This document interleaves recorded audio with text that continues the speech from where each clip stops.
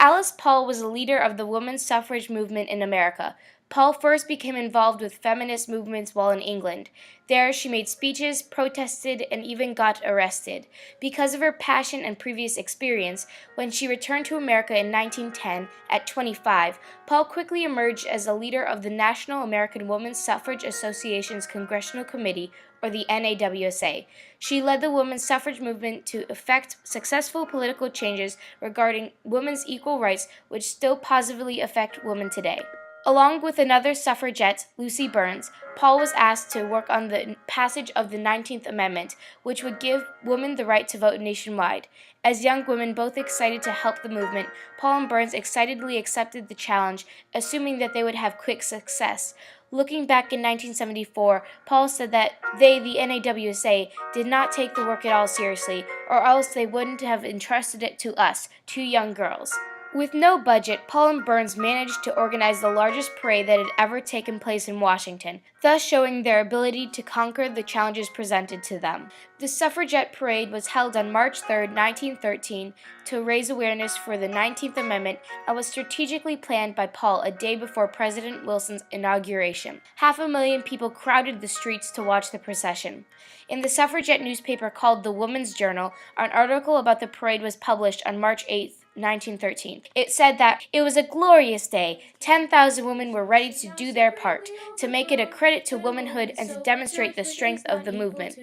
The article continues triumphantly, Washington has been disgraced. Equal suffrage has scored a great victory. Thousands of indifferent women have been aroused. With the resulting publicity and new support, Paul made a committee with the NAWSA called the Congressional Union for Women's Suffrage.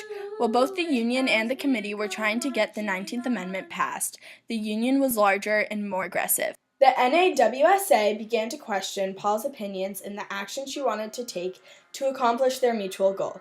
The NAWSA did not want to blame the Democratic Party for the lack of suffrage, while Paul was willing to blame whichever political party was in power to have leverage against the government. Tensions between Paul and the NAWSA continued to grow and lead to unproductivity. In 1914, Paul separated from the NAWSA along with the Congressional Union for Women's Suffrage, which later was renamed the National Woman's Party, or the NWP. By 1916, the NWP was a large group of women willing to endure harassment, imprisonments, and even forced feedings. Although the majority of her demonstrations were peaceful, Paul was willing to do anything to draw attention to the women's suffrage movement. For example, in an article written in 1909, Paul gave her description of the Lord Mayor's banquet, which led to her month-long imprisonment in England. According to Paul, she and a Miss Brown snuck into the banquet dressed as cleaning women and narrowly escaped the police. When they got to the gallery that overlooked the banquet hall, they shrieked and threw stones through a stained glass window. According to another source from the Feminist Majority Foundation, during a pause in the Prime Minister's Asquith's opening speech, both women yelled, "How about votes for women?" This type of behavior was one of the factors that set her apart from her peers. Compared to other suffrage leaders, she was much more direct and determined. In January 1917, the National Woman's Party started to picket at the White House as the first group ever to do so. The NWP continued picketing for 18 months, even after Wilson had declared war on Germany. Support for picketing diminished as the likelihood of arrest rose, and people thought that peace should be emphasized on the home front. Paul, among other suffragists, thought it was unreasonable to stop. She believed that problems never would be fixed unless people stood behind their ideas all the time. Paul said in 1974, "If we had universal suffrage throughout the world, we might not even have wars." So we continued picketing the White House, even though we were called traitors and pro-German and all that. After an increase in the size of the demonstrations in June of 1917, Wilson started ordering arrests of the suffragists, including Paul, on unreasonable charges such as obstructing traffic. But the suffragettes knew they were really political prisoners. Wilson was offended by the banners that used his own words against him, such as, "Democracy should begin at home," and "Mr. President, what will you do for women's suffrage?" The two facilities that the suffragists were put into were the Occoquan workhouse and the district jail, both of which fostered horrific environments. On a night that became known as the Night of Terror, 30 women in the Occoquan workhouse were beaten, threatened, and mistreated to break down their morale. In suffragette Doris Stevens' book, Jailed for Freedom, she remembers, I saw the guards seizing the different women with the utmost violence, the furniture being overturned, and the room a scene of the utmost disturbance. The whole group of women were thrown, dragged, or herded out of the office onto the porch, down the steps to the ground. Continuing to protest behind bars, Paul led hunger strikes, refusing to eat for days. Eventually, she would be force-fed by the prison workers. In an interview in 1909, Paul released a statement to the press after being imprisoned to explain her treatment. "They fed me twice a day by force, except on one day when I was too ill to be touched. I spent the whole time in bed because I refused to wear prison clothes. Each day I was wrapped in blankets and taken to another cell to be fed, the food being injected through my nostrils. During this operation, the largest wardress in Holloway sat astride my knees, holding my shoulders to keep me from bending forward. Two other wardresses sat on either side and held my arms. Then a towel was placed around my throat, and one doctor from behind forced my head back while another put a tube in my nostril. When it reached my throat, my head was pushed forward. Twice the tube came through my mouth, and I got it between my teeth. My mouth was then pried open with an instrument. Sometimes they tied me to a chair with sheets. Once I managed to get my hands loose and snatched the tube, tearing it with my teeth. I also broke a jug, but I did not give in." Wilson continued to loathe the woman and did little when he heard about their mistreatment.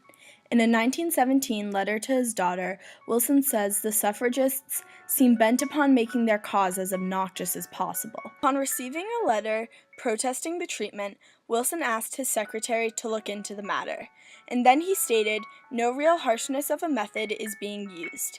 These ladies are submitting to the artificial feeding without resistance." Because he could not face the consistent embarrassment and annoyance created by the suffragists, Wilson publicly announced on January 10, 1918, that he supported the 19th Amendment. Within hours, the amendment was passed through the House, but the Senate was not as quick to ratify it. This was motivation for Paul as she continued to work determinedly after being released from jail. The 19th Amendment did pass through the Senate in June of 1919, leaving state ratifications as the final step to enact its passage. Paul, along with the NWP, made a suffrage ratification flag with stars that were added for each of the 36 states that ratified it. On August 18, 1920, the amendment was officially certified, and Paul victoriously hung the completed flag. Since the 19th Amendment's ratification, it has been continually celebrated and supported, and is arguably still Paul's greatest living legacy. However, even after the 19th Amendment was passed, Paul continued to work tirelessly on other political acts for women's equality. For example, in 1923, Paul fought for gender equality by drafting another amendment called the Equal Rights Amendment, or the ERA.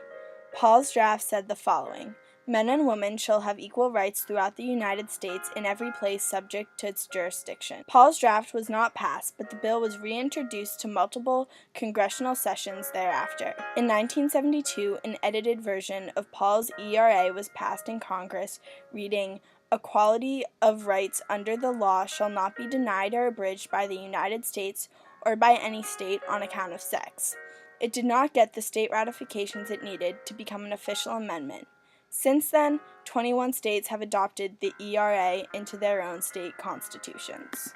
In 1964, the Civil Rights Act was another piece of legislation put in place to provide strong protection of racial minorities in the workplace as an effort to end work discrimination. Paul fought alongside Virginia Congressman Howard Smith to include gender protection, specifically of women as well as racial minorities. Even though some protested this addition, the amendment was passed with the adjustments regarding sex. Because of these changes, women can no longer be denied a job on account of being female and have gained legal standing to file lawsuits when people are discriminatory. Paul's work promoted feminism and brought women closer to equality. Suffrage is a major part of equality as it allows women to vote and have governmental representation. The NWP continues to educate women about the women's rights movement. The suffragists, led by Paul herself, got the 19th Amendment added to the Constitution, and Paul enhanced the Civil Rights Act, which gave women more opportunities to be involved in the government and protected them in the workplace. Despite these great leaps towards women's equality, women are still not always accepted as men's equals. There have been only 35 female governors in the history of the United States compared to 2,319 men. It is our job today to continue working towards equality in all parts of our society to reach Paul's ultimate vision of complete gender equality. Man and brothers, dare you do it as we go marching on. Whence came your foolish notion?